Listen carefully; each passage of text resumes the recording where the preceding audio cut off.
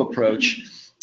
This is a general understanding, right? So that life has a number of components to it, right? We break things up into the three trinities, like is commonly done. You know, a lot of Taoist philosophy is broken up into trinities, right? So life is about survival, right? Interaction, and then differentiation.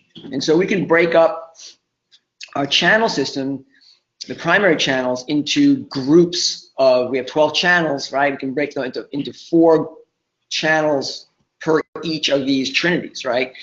So we need to breathe, we need to eat, we have to digest that food, we want to eliminate the waste and utilize the essences of that, we need to sleep, right? So these are the functions that are assisted by the lungs and large intestine and the spleen and stomach channel, and then mediated to some degree as we move into the next phase in terms of sleep dynamics and so forth with the heart. So this is our basic survival needs, right? Interaction is mediated by the second trinity, the heart and the small intestine, bladder, and the kidneys, right? Here is now someone is communicating with the world and bringing to bear what one learns about oneself and what one believes is true for one's own identity, right? And of course those interrelate, because how one interrelates to the world, what one experiences, wind up coming into the system and being perceived in particular ways, and maybe even potentially change us or the way we think about things and how we relate to the rest of the world and ourselves, right? So we're learning about ourselves, we're individuating, we're learning life lessons, and at this point we're starting to understand, hopefully, what our purpose is in life, and moving towards living out and following the curriculum of one's life, right? So our purpose, right?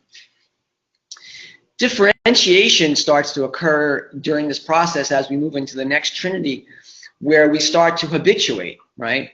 We start to form judgments about what we like and what we don't like, and that starts to form our worldview. Potentially starts in a certain way to become a little more narrowed in terms of, you know, if we know what our purpose is, we start to move in a direction towards those things in our lives, and of course that means we avoid other things, right?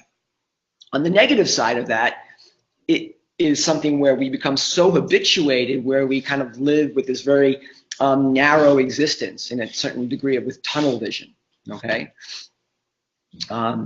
So there's always a natural part of that process, right? Just we're cultivating the things that are more purposeful for us in our lives, but sometimes we can go too far with that process, right? And we kind of lose control and we kind of become very narrow-minded, right? And this is where we start to move into the channels of the pericardium, triple burner, gallbladder, and liver. And we know, and we've talked before, I think the idea of change, the idea of wind as a pathological perspective, if one's not adapting to change. So sometimes when we become very narrow-minded and overly habituated, and things in life kind of don't necessarily accord with that, with what we believe, what we are deciding that we want for ourselves, that can create sometimes very dramatic symptoms, right? Dizziness, vertigo, all those different disorientations that one may experience, and the frustrations of not being able to follow one's path because something is kind of pushing us in a way that we don't want to go, right? So in very simplistic terms, that's this kind of trinity approach to the continuum.